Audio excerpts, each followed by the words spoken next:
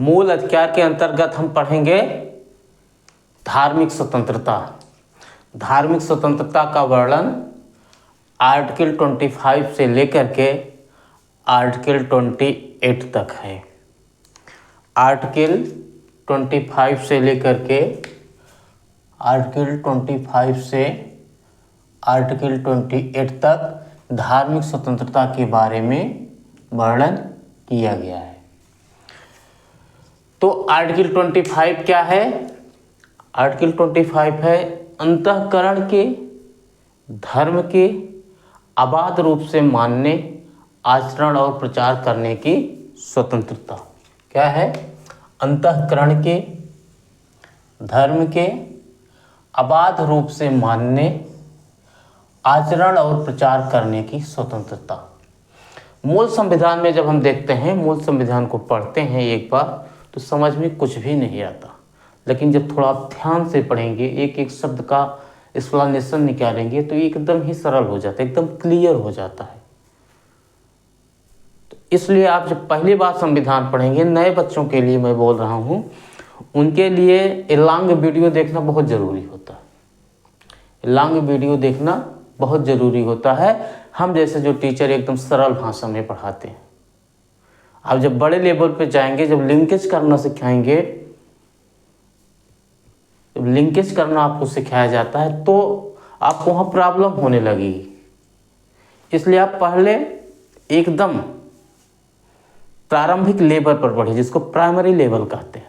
Primary level पर पढ़ने के लिए आपको जो वीडियो हम लोग डाल रहे हैं उसको देखना पड़ेगा, तभी समझ में आएगा।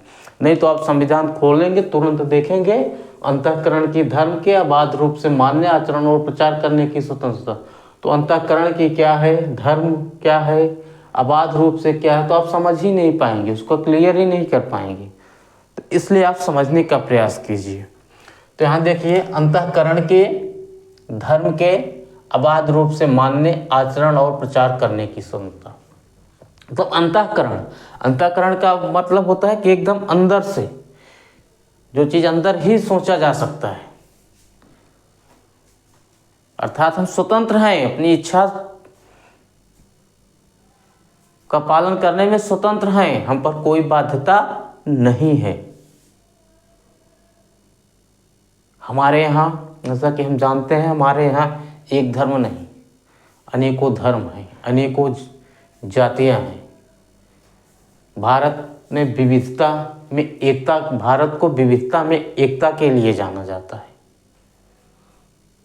ये हमारी पहचान है, विश्व में हमारी ये सबसे अलग एक पहचान है। यहाँ पर विभिन्न जात, विभिन्न धर्म के लोग रहते हैं। तो हमारे संविधान विदों ने, जब हमारा देश आज़ाद हुआ, तो ऐसा नहीं केवल हिंदू ही रहते हैं यहाँ, सब धर्मों को एक समान रूप से देखा और सब धर्मों के लिए संविधान में क्या किया, जगह बनाया, उनको सभी को एक समानता दिया। उसी के स्वरूप और भी मूल अधिकार दिया।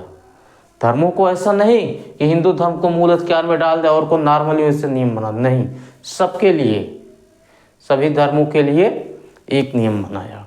तो देखते हैं यहाँ, धर्म को आप अंतःकरण की मतलब धर्म को मान भी सकते हैं, नहीं भी मान सकते हैं। ध्यान दीजिए, धर्म को आप मान भी सकते हैं, धर्म को मान सकते हैं, धर्म को नहीं भी मान सकते हैं। धर्म को मानना आबलिक ना मानना, अर्थात धर्म को मान सकते हैं और क्या, नहीं भी मान सकते हैं, नहीं भी मान सकते हैं। आपकी इच्छा है, कोई भी धर्माचार्य, आप किसी धर्म को मान लीजिए। हिंदू धर्म में पैदा हुए थे, हम हिंदू धर्म में पैदा हुए हैं, हिंदू वंश में पैदा हुए, हिंदू धर्म में पैदा हुए हैं, हम हिंदू धर्म को नहीं मानेंगे, हम पर कोई बाध्यता नहीं है। चाहे तो मुस्लिम को मानेंगे, चाहे सिख को मानेंगे, चाहे ईसाई को मानेंगे, किसी धर्म को अपना लेंगे, कोई विरोध नहीं होगा, कोई FIR नहीं होगा, कोई कानूनी कार्रवाई नहीं। और हम सभी धर्मों के प्रति तटस्थ भी रह सकते हैं, किसी धर्म को नहीं माने, कोई जरूरी नहीं है। मैं नास्तिक हूँ, उस पर भी कोई दबाव आप पर नहीं पड़ेगा। मैं एकदम नास्तिक हूँ, कोई दबाव नहीं पड़ेगा। विश्व में एक ऐसा देश हमारा इंडिया ही है, इसको लोकतंत्र का मंदिर भी कहा जाता है। ये आप एकदम पूर्ण स्वतंत्र हैं। क्या है? पूर्ण स्वतंत्र हैं। आप किसी भी धर्म को मत मानिए, उससे कोई अंतर पड़ने वाला नहीं है। तो ये यहाँ बताया गया है कि किसी भी धर्म को आप मान भी सकते हैं और नहीं भी मान सकते हैं, एकदम आप स्वतंत्र है। दूसरा, धार्मिक आचरण करना। धार्मिक आचरण करना, आचरण करना का मतलब होता है, फॉर एग्जाम्पल के माध्यम से समझते हैं, जैसे धार्मिक आचरण करना। आचरण का मतलब होता है, जैसे हम क्या करते हैं, गीत गाते हैं। गीत गाते हैं, हिंदू धर्म के हैं तो गीत गाते हैं। क्या करते हैं? गीत गाते हैं। और क्या करते हैं? भजन करते हैं। भजन गीत एक ही हुआ, भजन करते हैं। और जो भी करते हैं, आरती करते हैं, पूजा करते हैं। ठीक है, पूजा करते हैं। यही धर्म का आचरण हुआ। मुस्लिम में क्या हुआ? जैसे नमाज पढ़ते हैं, ठीक है, अजान करते हैं, यही धार्मिक आचरण हुआ। हम क्या करते हैं? धार्मिक आचरण करने के लिए स्वतंत्र हैं। यही नहीं, ऐसा भी दबाव नहीं है, इसलिए कहा गया है कि धार्मिक आचरण के लिए स्वतंत्र है। मान लीजिए हम हिंदू हैं और मैंने मुस्लिम धर्म को अपना लिया, ऐसा नहीं कि मैं अंदर ही अंदर अपनाऊं, ऐसा नहीं। बाहरी रूप से भी नमाज पढ़ सकते हैं, अजान कर सकते हैं, उनके त्योहारों को मना भी सकते हैं। इसीलिए आचरण करने के लिए भी हम क्या हैं? स्वतंत्र हैं। आचरण करने के लिए क्या है? स्वतंत्र हैं। आचरण करने के लिए हम स्वतंत्र हैं। हमें कोई प्रतिबंध नहीं है। हम चाहे हिंदू को मनाएं, चाहे मुस्लिम को धर्म को माने, आचरण करें, या सिख को या ईसाई को, कोई भी हम क्या हैं? स्वतंत्र हैं। ये हमारा देश इंडिया है। ऐसी आज़ादी शायद कहीं नहीं है। अब देखिए, धर्म का प्रचार करना, यही नहीं आप ही माने, अपने तक ही सीमित रखें, नहीं, जिस धर्म को मानते हैं आप, उसका आप प्रचार भी कर सकते हैं। एकदम खुल करके प्रचार कर सकते हैं। प्रचार का माध्यम कई भी होता है, आप कोई भी माध्यम अपना सकते हैं। जैसे प्रचार का माध्यम भाषण होता है, ठीक है, दूरदर्शन या टेलीविजन में भी आप अपने धर्म के बारे में बता सकते हैं। ठीक है, नुक्कड़ नाटक करके भी अपने बारे में बता सकते हैं। अन्य कोई उपाय भी कर सकते हैं। कोई भी, जितने भी प्रचार के आज माध्यम है, आप उन माध्यमों को, अपने धर्म को प्रचार करने के लिए उन माध्यमों का आप प्रयोग कर सकते हैं। आपको कोई बाध्यता नहीं है। तो क्या करते हैं हम? फिर से रिपीट करते हैं, धर्म को मान सकते हैं, नहीं भी मान सकते हैं। धर्म को क्या कर सकते हैं? मान भी सकते हैं, नहीं भी मान सकते हैं, स्वतंत्र है। आचरण कर सकते हैं एकदम खुल करके, उसमें कोई संदेह वगैरह कुछ भी नहीं है। धर्म का प्रचार भी कर सकते हैं, 3, 4, 5 दो भी तरीके हैं आज के आधुनिक के, उसमें कोई प्रॉब्लम नहीं है। अगला देखिए, कृपाण धारण करना। कृपाण धारण करना, हमारे सिख भाइयों को सिख धर्म में संविधान ने पावर दे रखा है कि आप कृपाण धारण कर सकते हैं। उनका तलवार था, क्या मुख था, वो क्या कर सकते हैं? आज भी धारण कर सकते हैं। संविधान में क्या है? लिखित है, हमारे लिखित रूप से उनको लाइसेंस की जरूरत नहीं पड़ेगी। उनका लाइसेंस संविधान ने ही बना दिया है। संविधान में ही लिखित है, प्रत्येक व्यक्ति, स्त्री और पुरुष क्या कर सकता है? कृपाण या कटार धारण कर सकता है। और भी बताया गया है कि हिंदू धर्म में कौन कौन से लोग हैं। यहाँ ये भी क्लियर कर दिया, चूँकि थोड़ा संदेह था, जैसे मुस्लिम में संदेह नहीं था, क्लियर था, वैसे हिंदू में कौन कौन आएंगे। हमारे संविधान विदों ने जब विचार किया तो उन्होंने लिख दिया कि बाद में विवाद ना हो, हिंदू में कौन कौन लोग आएंगे। सिख लोग आएंगे, जैन लोग आएंगे, बौद्ध लोग आएंगे और सनातन हिंदू है ही। तो इन 1 2 3 4 चारों को मिला करके क्या हिंदू का निर्माण होगा। ध्यान दीजिएगा, आप चारों आएंगे, सिख, जैन, बौद्ध, सनातन, चारों को मिला करके क्या होगा, हिंदू कहे जाएंगे। हिंदू अकेला कोई धर्म नहीं है, हिंदू कोई अकेला धर्म नहीं कि हम हिंदू धर्म में हैं, नहीं। हिंदू जो है प्राय सनातन वाले को ही हिंदू मानते हैं, लेकिन संविधान ने कहा ऐसा नहीं, क्योंकि इन सब की संस्कृति भी सनातन से मिलती है। ध्यान दीजिएगा, जब हम देखेंगे बौद्ध, जैन, सिख की भी क्या होती है, सनातन से मिलता जुलता है। सनातन से ही इनके प्रचारक जो भी सनातन से ही, वो भी उनके प्रचारक जो थे सनातन सबसे पुराना है, पालन करते थे। और जब उन्होंने इस धर्म का प्रचार किया, इसको सरलीकरण किया, या नहीं, सनातन क्या था, बहुत पुराना है, इसको सरलीकरण किया, अर्थात शाखाएं स्थापित की। 3 शाखाओं को हमारे संविधान विदों ने अपने में समाहित किया।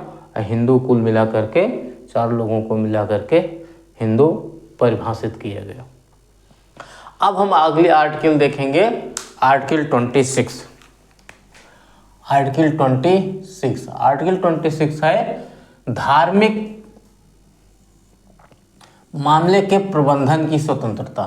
ध्यान दीजिए, अब आप धर्म को मानेंगे, अपने धर्म का प्रचार करेंगे, प्रसार करेंगे, प्रचार प्रसार करेंगे, उसके अस्तित्व को क्या करेंगे, बढ़ाएंगे। तो अस्तित्व को बढ़ाने के लिए, प्रचार प्रसार करने के लिए कुछ तो मैनेज करना पड़ेगा, कुछ तो मैनेज करना पड़ेगा। ऐसे थोड़ा है कि बगैर मैनेज के कुछ हो जाएगा, मैनेज करना पड़ेगा। उसके लिए हमें एक संगठन बनाना पड़ेगा, समुदाय बनाना पड़ेगा। अब जब संगठन बनाएंगे, समुदाय बनाएंगे, तो संगठन समुदाय में एक लोग होते नहीं, कई लोग होते हैं। उन लोगों को डील करने के लिए उसमें एक अध्यक्ष होगा, एक उपाध्यक्ष होगा, एक कोषाध्यक्ष होगा, विभिन्न पदाधिकारी होंगे। ऐसा नहीं कि आप अकेले चला लेंगे, विभिन्न पदाधिकारी होंगे, विभिन्न पदाधिकारी होंगे। और उसके बाद उसकी शाखाएं खोलने के लिए धर्म प्रचार करेंगे आप, तो ऐसा नहीं कि मान लीजिए एक शाखा जिले में है, एक शाखा अपने यहाँ जहाँ से समुदाय की स्थापना होगी, उसके बाद कहीं भी जहाँ प्रचार करने लोग जाएंगे वहाँ रुकेंगे। उसका एक शाखा होनी चाहिए, उसके लिए ज़मीन होनी चाहिए, ज़मीन खरीदने के लिए पैसे होने चाहिए। ये सब आपको मैनेज करना पड़ेगा। जो उसमें लोग प्रचार करेंगे, काम करेंगे, उनके लिए वित्त की, खाने की, रहने की, ये सब व्यवस्था होनी चाहिए। इसके लिए पैसे की व्यवस्था होगी। इन सब के लिए भी हमारे संविधान ने आज़ादी दी है। धार्मिक मामले के प्रबंधन की स्वतंत्रता, उसमें क्या है, आप धार्मिक संस्थानों की स्थापना कर सकते हैं। क्या कर सकते हैं, धार्मिक संस्थानों की स्थापना कर सकते हैं। क्या कर सकते हैं, संस्थान की स्थापना। मान लीजिए कोई हमारे यहाँ फॉर एग्जाम्पल के माध्यम से, जैसे हिंदू संगठन हुआ, हिंदू संगठन के लोग जो होते हैं, ठीक है। आप जब संस्थान बनाएंगे, संस्थान या संगठन बनाएंगे, ध्यान दीजिए, संस्थान या संगठन बनाएंगे, तो उसके संचालन के लिए क्या होंगे, पदाधिकारी होंगे।